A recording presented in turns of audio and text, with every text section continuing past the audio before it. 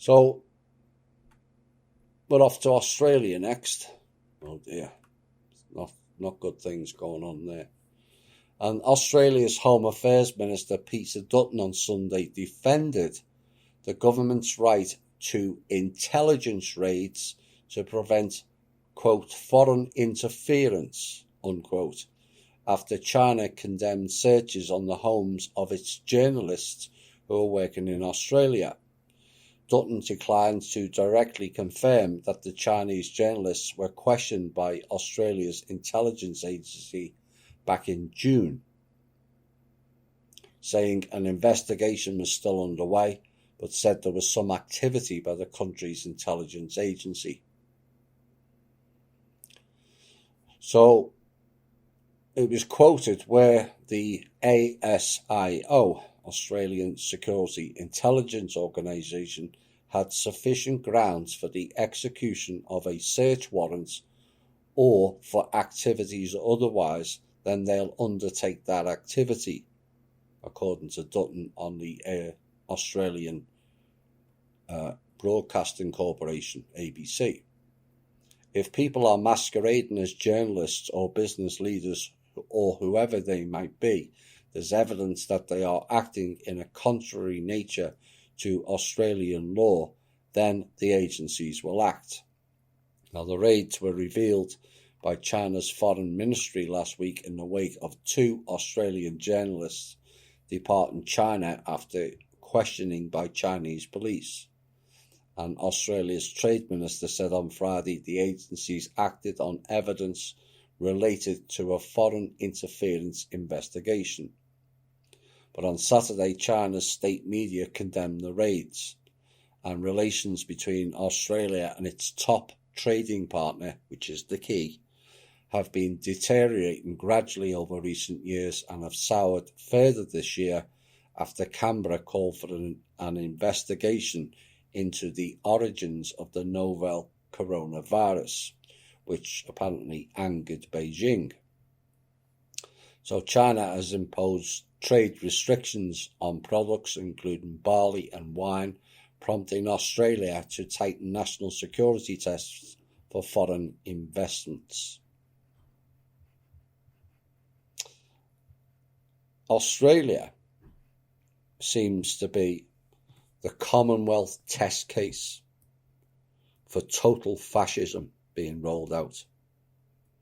And these are dangerous times to be down under, it seems. It's a bit like I mentioned earlier about this Cuties movie with kids acting provocatively.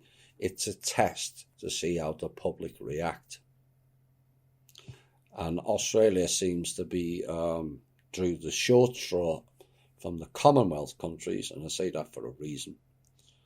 And they're rolling out fascism there to see how it goes.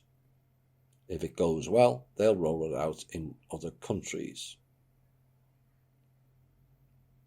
Violent antics of people called the police, but appears to be of a more militaristic variety of cops than the plods on the street. But the problem with Australia is it's between a rock and a hard place over their identity. They're linked with America for surveillance and security, and yet linked with China for all trade. And they're unable to side with one over the other and are stuck in a juggling act that essentially plays the lesser of the two evils game. Throw in the New Zealand SSP and Commander Obama running operations from there, and it's a recipe for disaster. But if you want to find out greater details of what I've just said about Australia, watch the series Pine Gap. It's only 6 episodes. There are some major revelations in that outs US agencies and also China. And also Secret City tells you how the Australian government is run by the ASIO also. Where are we next? Oh, dear me.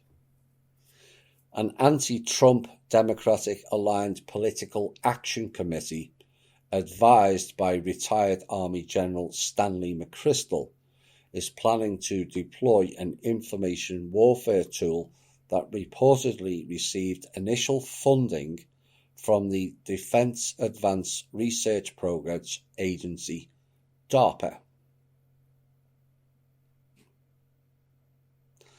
which is the Pentagon's secretive research arm of transforming technology originally envisioned as a way to fight ISIS propaganda into a campaign platform to benefit Joe Biden. Fighting ISIS my ass. ISIS is the Israeli group backed by Langley and others. Deal with them and ISIS goes away.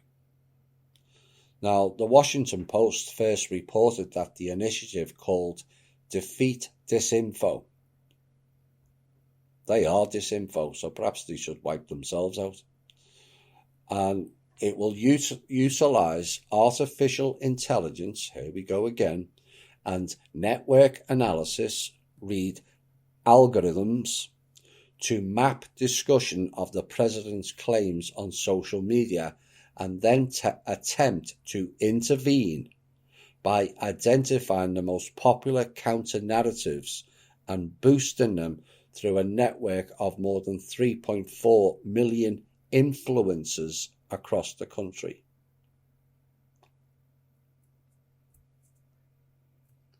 In some cases, paying users with large followings to take sides against the president. This is what's going on in media.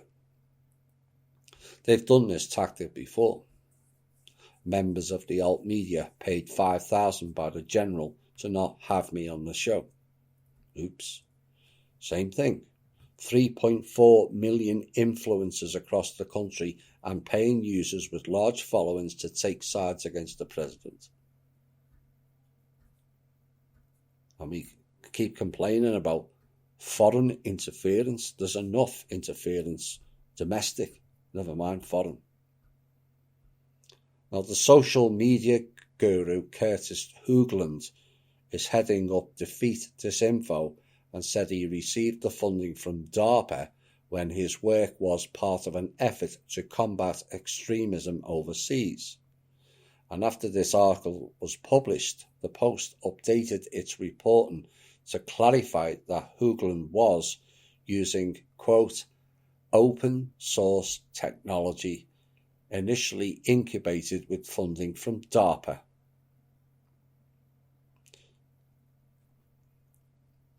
Those who remember Clowns in Panic will know exactly what I'm talking about there.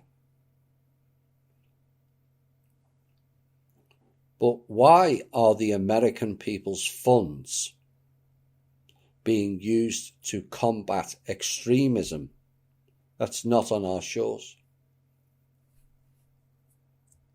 What about Antifa and Black Lives Matter? What about MS-13 and other Central and South American extremists inside this country? Open source technology alongside DARPA. Oh dear. Hang your head in shame, Robert David Steele and his puppet sidekick Sasha Stone. You and your control-based psychotics have much to answer for. Steele is a globalist puppet operating for the benefit of clowns to control us all that goes way beyond Orwell. And quite frankly, the alt media community should run him off of our platform. And as for DARPA, they are anti-human psychopaths, and nothing ever of any good comes from that organisation. The solution? Trump to issue an executive order and declare them all enemies of the state. Shut down their funding and close down all of their facilities. And you can add Robert David Steele and his OSS.net and NATO open source handbook to that list as well. They're anti-American, all of them. Here's a sad and all too predictable story. We covered recently, I think it was in Expose 2, about the skullduggery of the testing and experimentation on the Puerto Rican people.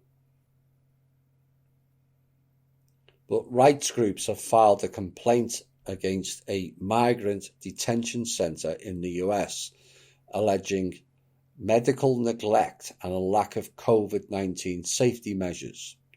And the complaint condemns the practices and conditions at the private Irwin County Detention Center in Georgia.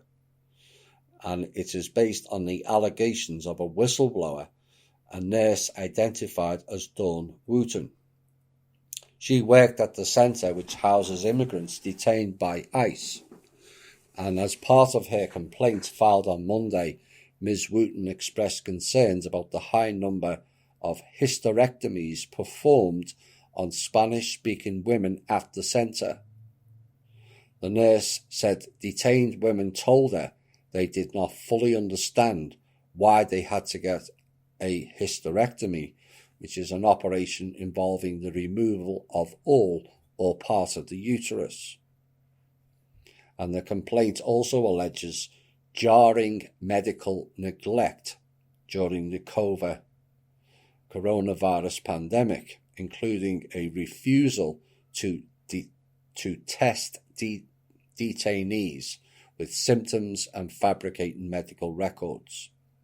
Now, the complaint said that the rate at which the hysterectomies have occurred at the centre was a red flag for Ms. Wooten and other nurses.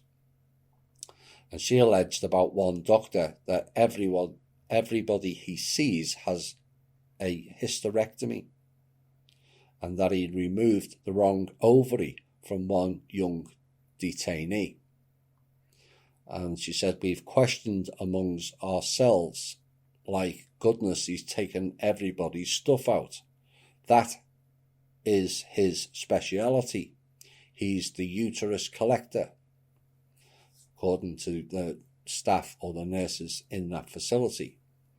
Now, one detainee interviewed by Project South likened the centre to an experimental concentration camp, adding it was like they're experimenting with our bodies. Other allegations include delaying medical care for detained migrants, and Ms. Wooten alleged that it was common practice for the sick call nurse to shred medical record forms from detained immigrants. Absolutely shocking. Now, the immigrant issue is less to do with illegal aliens, as many of you will think. The question still remains is how can you be illegal on your own planet, for sore's sakes? It's ridiculous. And anyone thinking of any human being being illegal is wrong thinking driven by media programming. Country and culture tribalism was created for us to be divided. And just because they created it doesn't mean we have to follow it. Think different. The real issue of the immigrants is A, terrorism, B, drugs and gun running, C, the trafficking trade, D, the prostitution trade, E, organ harvesting trade, F, adrenochrome trade, and G, children activities, all done and orchestrated by what you would know as deep state, with the main involvement of the rogue elements within the CIA and the Mr. Obama as head of the Muslim Brotherhood, which is aligned with the DNC, who are then linked to the leader of the group known as Team Bubba and their Rothschilds-based sex and trafficking servers at KPMG.